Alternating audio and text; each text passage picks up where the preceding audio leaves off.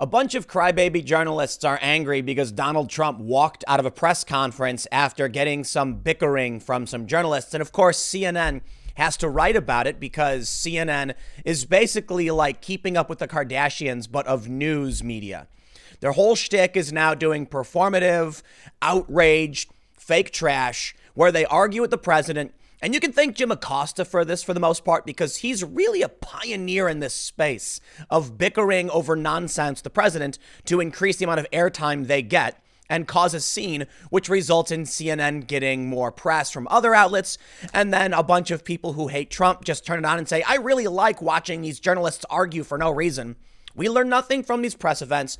Donald Trump has threatened to walk out in the past. This time, he finally did it, and he was right to do so. You see, Donald Trump apparently asked this woman, I'm sorry, he didn't ask her. He was asked a question, and he said something like, why don't you ask China that? And it just so happens the woman that he asked was Chinese, and she goes, oh, why are you asking me that? Oh, heavens. You're surprised that Donald Trump made a dig at China? He does it all the time. He's done it for a decade. Move on. Stop complaining. No one's calling you any names. Trump was talking about China lying. Shut up. And then he points to Caitlin Collins of CNN, and she doesn't ask a question. She waits because she wanted the exchange over the stupid argument with Trump, whatever, to continue. And then Trump is like, next, and she gets all bent out of shape. It's such a dumb story that I am stupider myself for having to actually talk about this. I can feel my IQ dropping. But now, of course, Brian Stelter is he's calling Trump racist. It is racist for Trump to tell an Asian American reporter to ask China about the coronavirus. Brian, shut up, you despicable liar. You are so awful. Oliver Darcy and Brian Stelter have become like reality TV caricatures of what news media is supposed to be doing. No, it's not racist. What is Trump supposed to do? Never ask a question about China again? Never criticize China again? That's great. How about all the news organizations just send their minority POC women reporters so that Donald Trump can never ask a question again? What's that? China has done things. They're lying. So, well, Trump can't talk about it. There's your defense. I love it. These people are absolutely insane. But let's read this. I'll go through exactly what happened. But there's a really funny tweet from Kilgore Trout on Twitter. I'm not sure if you're familiar with who they are. I don't know who this person is. But they're basically saying, like, look, man, for the past 3 years, there have been an endless stream of Donald Trump panicking articles where it's like, White House insider says this. And it's like, they're never true. You know? Now, I think it's fair to point out, there's the equal Democrats are panicking, of which I produce way too many videos of.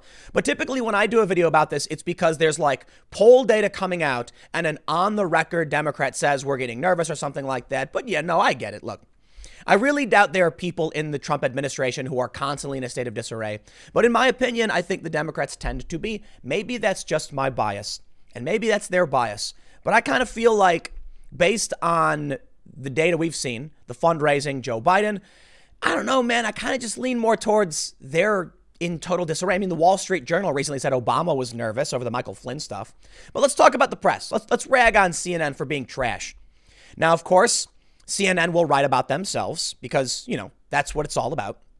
Oliver Darcy of CNN says, Trump abruptly ends press conference after contentious exchange with reporters. He writes, President Donald Trump ended his, yeah, we get it.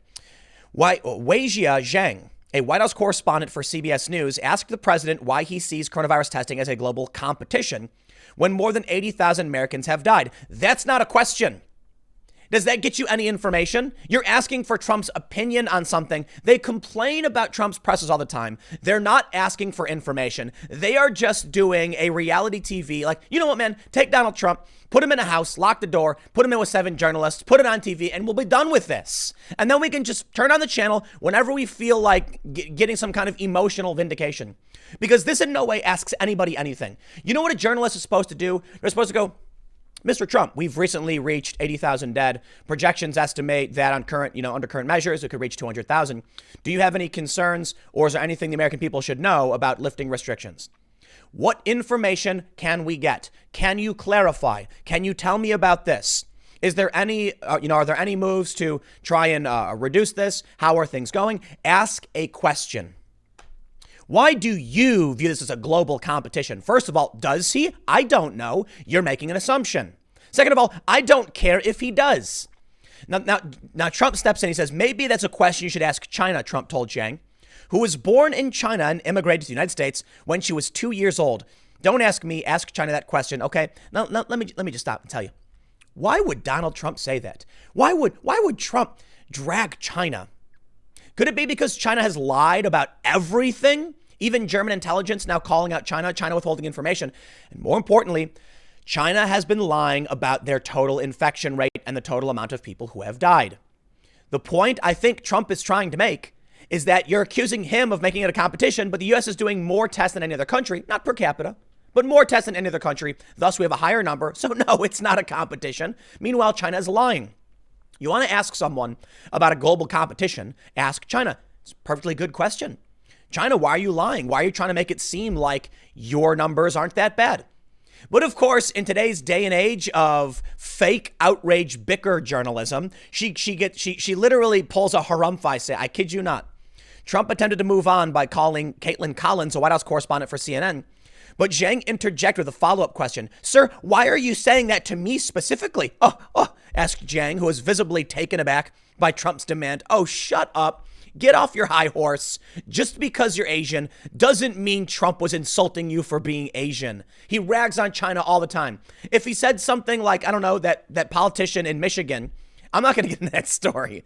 But yeah, Trump could have said a lot of offensive things. Trump simply asked a question about China, something he always does. And then you took personal offense because you're Chinese. You know what, man? I cannot stand these people at all. It is the Rose Garden, these press events, the briefing room. It is just reality television. I don't blame Trump for it. I mean, I kind of do, actually.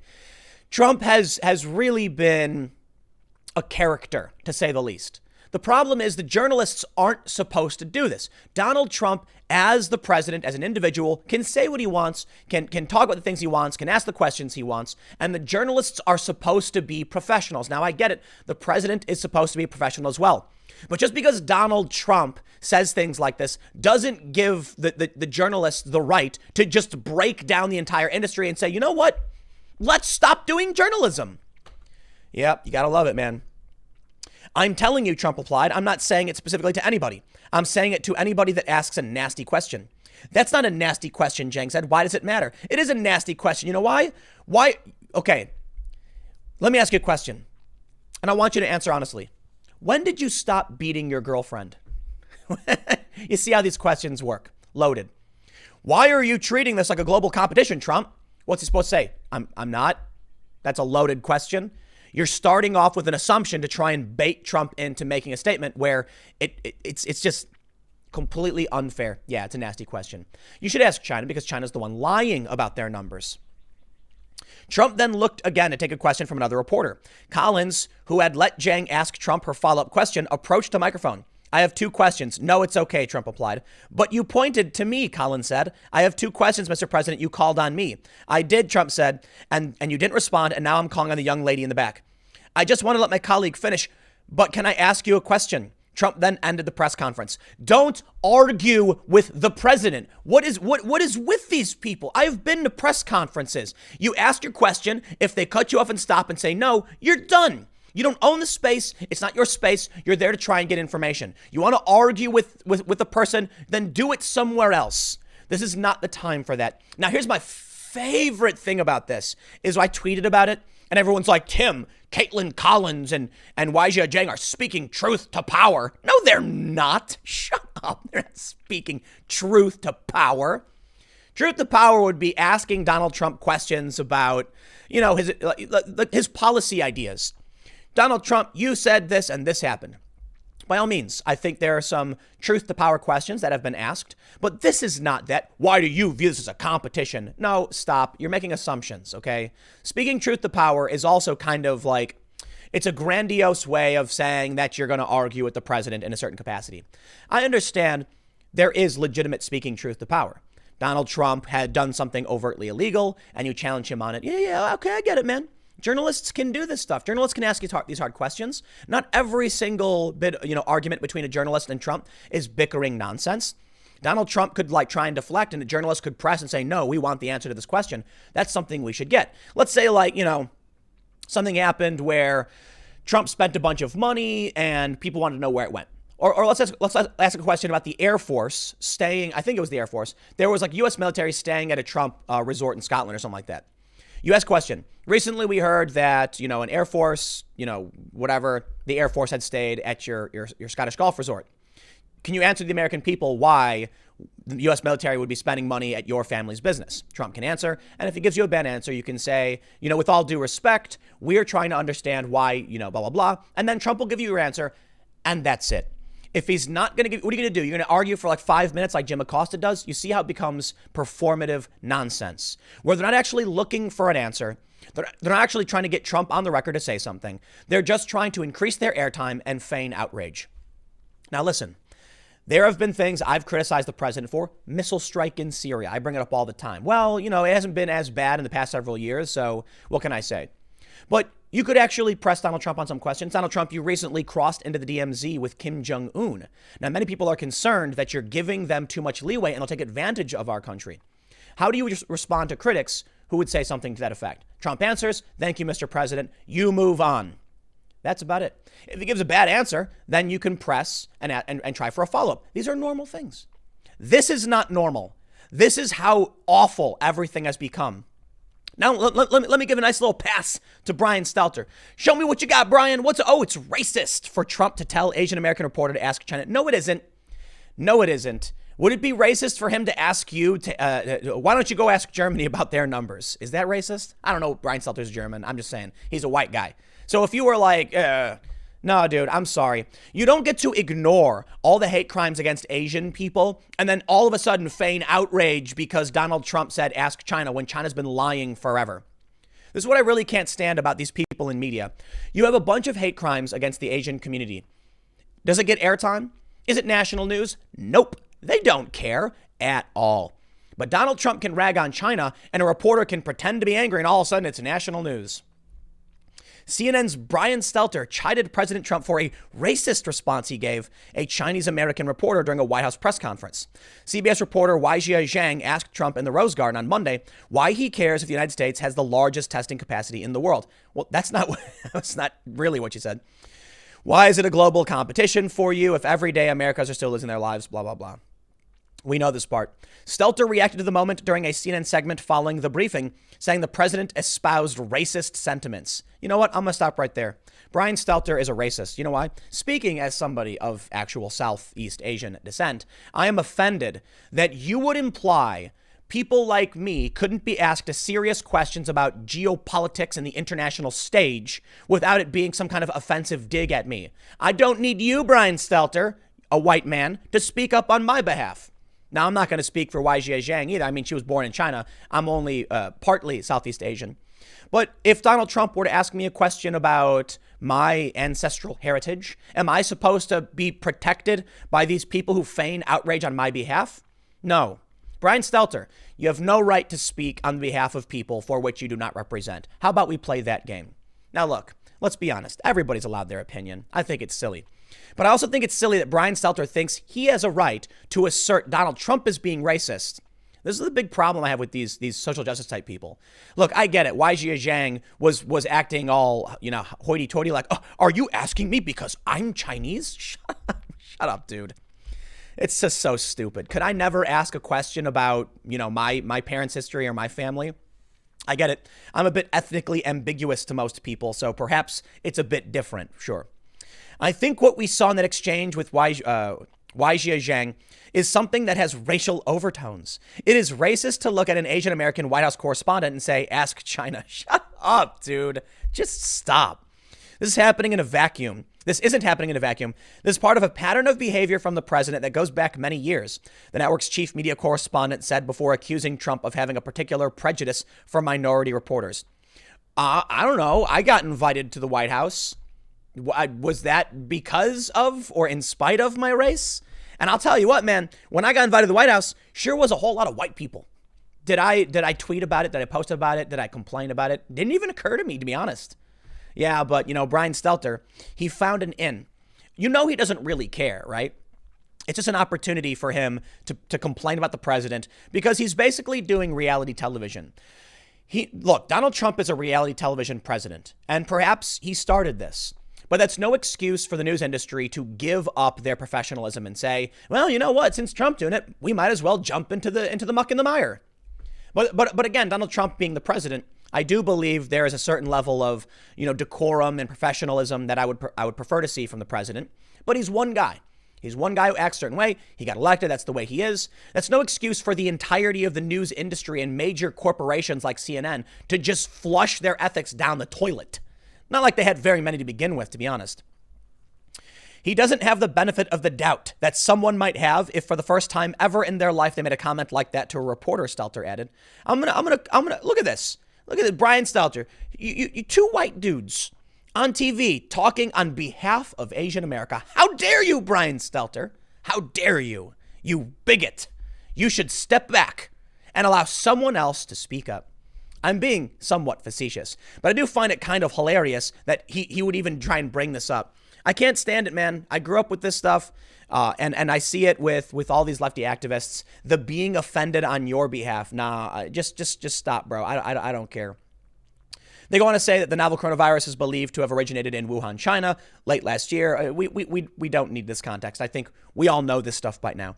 But let me show you this tweet from Kilgore Trout, multi-year slanderer. I'm not super familiar with who this person is, but I believe they have a decent amount of followers, 61,000. And Kilgore tweeted, I don't know how to tell you guys this, but every time you share one of the endless stream of Vanity Fair, the White House is panicking articles sourced to imaginary insiders, you are the mark. It's the same piece every time for 3 years, just rebooted to the current news cycle. I keep thinking you'll eventually catch on and stop biting on it, but every 2 weeks, like clockwork, it's back again. Coin flip. Whether it's always sourced to some batch of self-important losers on the outer ring of an outer ring that's itself on the outer ring of the inner ring, or whether the inner ring feeds the same S every day and then laughs their heads off, it keeps getting written. And I'm fine with anonymous sources, but at some point you've got to ask yourself, does this anonymous source sound like they've got a GD clue what's going on, or are they regurgitating wishful Twitter punditry? Honestly, there's an extremely good chance Trump himself is making the phone calls to Vanity Fair just to F with Graydon. I tell you what, man, I agree. But let me point out, as I stated earlier on, I make a lot of videos about, Democrats panicking and stuff like that.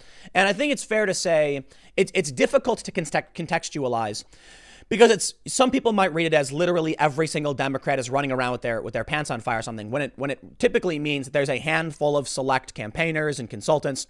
So I understand that we're all kind of trapped in this media position where it's really, really hard to get across complex ideas onto social media, especially on YouTube, where you get only 100 characters in a title. So it is challenging. But to be fair, I think it is absolutely more correct to point out the Democrats have been in a constant state of disarray. I mean, you look at the flip-flopping between Biden, Bernie, and how the DNC is now in shambles, and you look at the unity between Trump and his supporters. The White House seems to be moving forward with making a bunch of moves. I don't see them as panicking. I don't understand why that claim would exist. Certainly, there are some issues where they might be worried about things, right? But let's put it this way. When I see a story that says Donald Trump has fundraised more than Joe Biden, which he just did for April, by a little bit, and he's ahead of Joe Biden with like $240 million. I don't see why Donald Trump would be in a panic or why anyone in his administration would be panicking. Now, there's some reporting that suggests that the Democrats might take the House or the Senate. And they say that this all bodes poorly for Trump and people in the White House are panicking. Republicans are panicking. They might lose their Senate hold. That's a fair point, maybe. Maybe as hyperbolic as I may have been when I make those statements. But I also just don't believe these stories, considering the popularity of Republicans in Congress, which Gallup shows has switched for the first time in like 20 years. The fundraising efforts by the GOP absolutely, as a whole, trouncing Democrats. And there are House Republicans that are absolutely not raising as much money as House Democrats. But I think coming into 2020 with the Trump effect, which even Democrats recognize, I don't see why there would be Republicans in panic at all. So when you have stories sourced to anonymous insiders that you have no idea what they're talking about, and it's the same story every week or so, sounds fake. When you have stories where Katie Hill's district is about to flip Republican, Stands to reason that Democrats are very worried about that. And as they stated on the record to Politico, this is not a unique district. Therefore, they're concerned about what might happen with the rest of the moderate districts coming into November. Stands to reason if they're on the record saying they're getting nervous, they're likely getting nervous. Stands to reason if you have insider says, Trump is panicked, and there's really nothing going on. In fact, everything is going good for Trump. Like Grenell is now declassifying the unmasking. We've had the release of classified documents from the Russiagate testimony. These are all things in favor of Donald Trump. So perhaps it's my personal bias, right? But I do not believe that the Trump administration and the Republicans are shaking in their boots. Maybe a little bit, but the Democrats are certainly doing it more. Let me conclude by making this point on the bigger picture. As I've stated many, many times, I often ask myself, who's on the right side, who's correct, who's wrong. And I'll tell you this.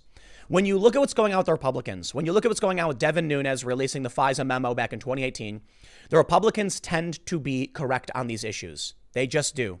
Donald Trump is making an argument about economics, about a wall, about various issues, and Joe Biden is making an argument about nothing other than beating Trump. So what I see from the Democrats consistently, or I should say a tendency, is to exaggerate and make claims not backed by hard evidence. And the Republicans and the cultural right tend to make arguments backed by evidence. Not absolutely, okay? There are people on the right who make bad emotional arguments, but there are more people on the left doing this. Almost all of the higher profile leftists I follow, their arguments are so consistently insults. Donald Trump is a racist. You're not arguing anything. I'll present you an argument. Journalists should not be arguing with the president and bickering over who he's calling to answer a question, and they should not be feigning outrage because they happen to be Chinese. Here's an argument. To come back and say Donald Trump is a racist, he doesn't deserve the bet. You're not arguing anything. You're just insulting him. Argue back. No, Tim, I believe the journalists should challenge Trump at every step of the way. And the reason is if they don't, there's an argument that can be made. But this is what I end up seeing. Brian Stelter of CNN goes on TV and says Trump's a racist, just like we would expect, because the only thing they've been doing for years. So forgive me if I don't trust you when you put out media pieces where your anonymous insiders tell you nonsense, and you do it every single week. I just don't buy it. And forgive me if I think the Democrats are actually in disarray when Joe Biden is their candidate, when the former head of MSNBC says Joe Biden isn't ready for this, when his fundraising is below Trump, when the progressives are going after the Democrats, when AOC is all right, I'll stop there. At risk of losing her congressional seat. When Democrats are dealing with an internal civil war where they're primarying each other, it doesn't make sense to me that Republicans who are mostly unified around Trump would be worried about anything. Maybe they're gearing up for a fight, but panicked? Nah, absolutely not. I just do not see that. In some circumstances, maybe, but it is a stretch. I think what we see consistently is that the Democrats and their allies in media have nothing left to argue for. So Trump's a racist. I'll leave it there. Stick around. Next segment's coming up at 1 p.m. on this channel, and I will see you all then.